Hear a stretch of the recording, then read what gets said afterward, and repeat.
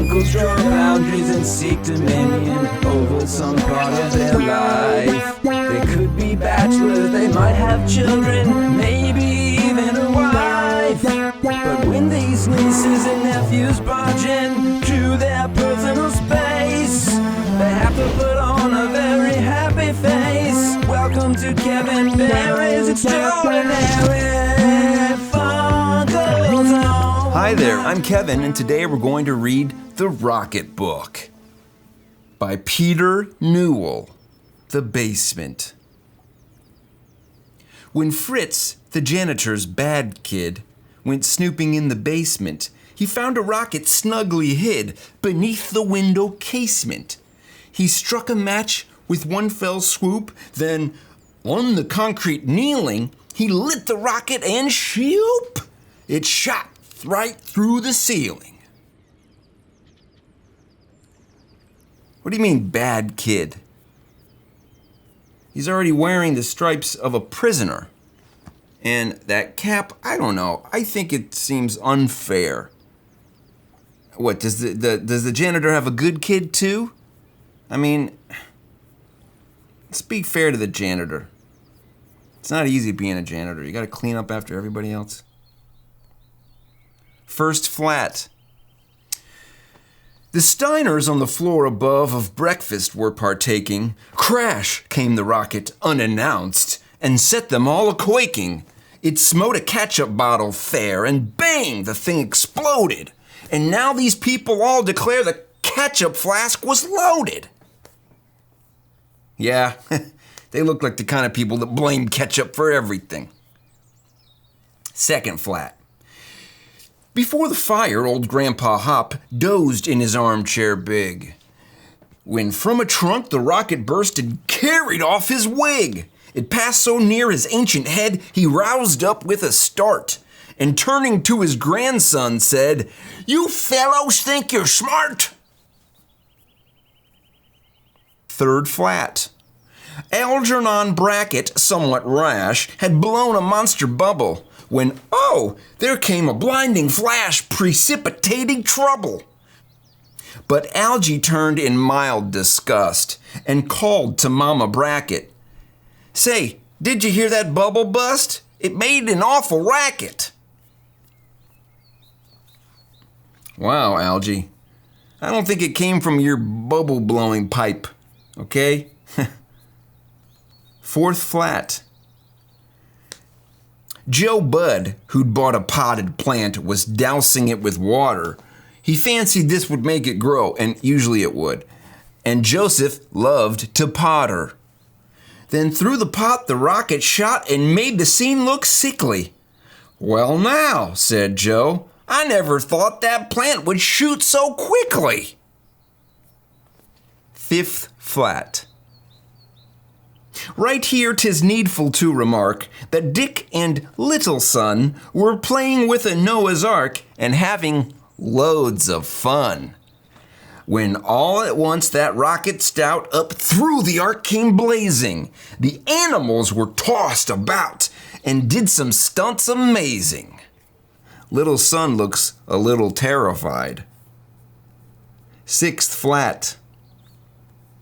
A burglar on the next floor up the sideboard was exploring.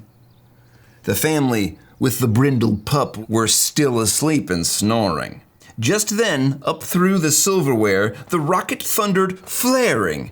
The burglar caught a dreadful scare, then out the door went tearing. Ooh, look at that. He's got a window print suit with a buttoned-up collar. Interesting, Nehru style. Seventh flat. Miss Mamie Briggs, with no mean skill, was playing Casey's fling to please her cousin, Amos Gill, who liked that sort of thing. When suddenly the rocket hot, the old piano jumbled. It stopped that ragtime like a shot, then through the ceiling rumbled. Bling, bing, bing. Guess that song is over. Eighth flat. Up through the next floor on its way that rocket dread went tearing, where Winkle stood in bathrobe, gay, a tepid bath preparing. The tub it punctured like a shot and made a mighty splashing. The man was rooted to the spot, then out the door went dashing. I think we're seeing a lot of people run out the door after seeing this rocket. I know I would. And poof, that's quite a bubble bath. Quite a bathrobe, actually. Stylish with that knotted belt. Ninth Flat. Bob Brooks was puffing very hard, his football to inflate, while round him stood his faithful guard, and they could hardly wait. Then came the rocket fierce and bright, and through the football rumbled. "You've got a pair of lungs, all right," his staring playmates grumbled. I don't think Bob Brooks had that strong of a pair of lungs. I mean, well, he does look pretty powerful. And that ball is overinflated. 10th Flat. The family dog with frenzied mien. Mien means facial expression. I just looked that up in the dictionary. Let's start again. The family dog with frenzied mien was chasing Fluff the Mouser, when poof, the rocket flashed between, a quite astonished Towser. Now, if this dog had wit enough the English tongue to torture, he might have growled such silly stuff as, "Woo, that cat's a scorcher." That's a French bulldog, so probably didn't have an English accent, but if it did, anyway, you get it. 11th Flat. While Carrie Cook sat with a book, the phonograph played sweetly. Then came the rocket, and it smashed that instrument completely. Fair Carrie promptly turned her head, attracted by the roar. "Dear me, I've never heard," she said, "that record played before." That ain't a record, Carrie. That's an explosion of a rocket right through your record player, frankly, and I don't think you're going to be hearing any more records from that thing forever. 12th Flat.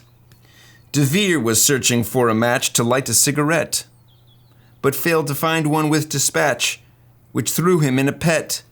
Just then the rocket flared up bright before his face and crackled, supplying him the needed light. "Thanks awfully," he cackled. Don't smoke cigarettes, and don't expect them to be lit by rockets either. DeVere. He looks too young for that. 13th Flat. Home from the shop came Maud's new hat, a hat of monstrous size. It almost filled the tiny flat before her ravished eyes. Then shoo! Up through the box so proud the rocket flared and spluttered. "I said that hat was all too loud," her peevish husband muttered. Peevish husband. What, you can't handle a loud hat? Jeez. This guy knows nothing about hats. 14th Flat. Tom's pat had helped him start his train, and all would have been fine, had not the rocket, raising Cain, blocked traffic on the line. It blew the engine into scrap, as in a fit of passion. "Who would have thought that toy," said Pap, "would blow up in such fashion?" Well, Pap, it does look like you have some dynamite wired to it over there. Jeez. And you scared the cat to no end. Orlando Pease, quite at his ease. The Morning Star was reading. "My dear," he said to Mrs. Pease, "here's a report worth heeding." The rocket then in wanton sport flashed through the printed pages. The lady gasped, "A wild report," then swooned by easy stages.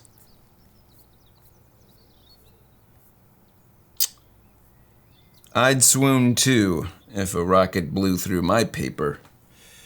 Whew. 16th Flat. Almost there. Doc Danby was a stupid guy. Why? Why do you say that? That's unfair to Doc.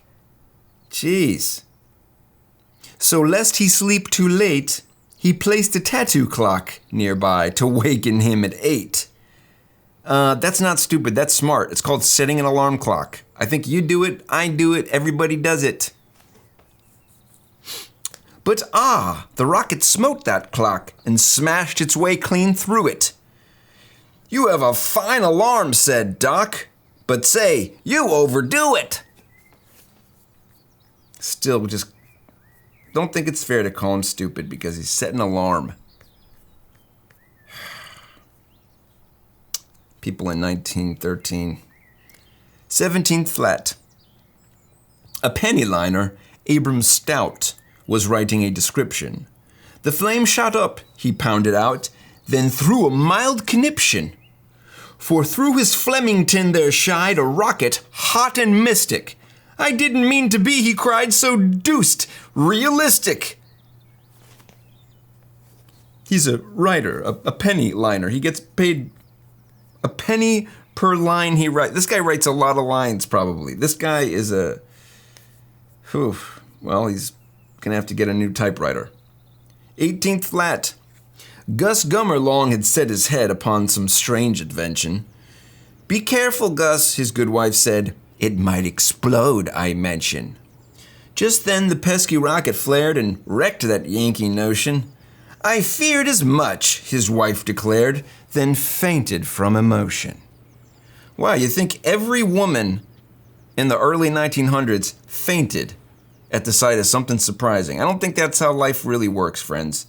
That's, it's a little overly dramatic and sexist, if you ask me. 19th Flat.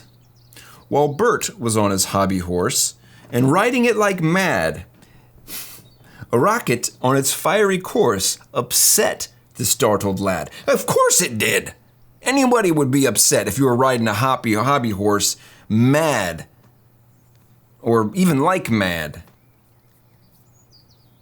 The frightened pony plunged a lot, like fury playing tag. "Whoa, Spot," said Bert, "who would have thought? You're such a fiery nag." That kid had more fun on a hobby horse than I think anyone's had since or before that time. Huh. And his dog looks like he just threw up a riding whip. Okay. 20th Flat. A taxidermist plied his trade upon a walrus head. It really made him quite afraid to meet its stare so dread. When suddenly the rocket bright flared up and then was off. "Oh, Minnie!" cried the man in fright. "Just hear that walrus cough. Cough." Buddy, if you're a taxidermist, you know better than anybody that a dead walrus head, dismembered from its walrus body, ain't gonna cough. Top Flat. Oh, it was just a splendid flight, that rocket's wild career. But to an end it came all right, as you shall straightway hear. It plunged into a can of cream that Billy Bunk was freezing, and froze quite stiff, as it would seem, and so subsided wheezing. Cyclone freezer. Thump. Wow, that rocket ended in a tub of ice cream. Much like my nights often end in a tub of ice cream. Well, I hope you enjoyed the Funcle Zone. That is The Rocket Book by Mr. Newell. It's a pretty old book, over 108 years old. And might I say, reading it today makes a man feel mighty bold. Now please move on and watch another video if you like. And don't forget to subscribe and hit the button like. And if you didn't like this video, I guess that is on me. It's just an uncle's perspective, though. So it has to be. See you on the next one, friend. Forever I'll be rhyming, and hopefully you'll have a wonderful day with quite good timing.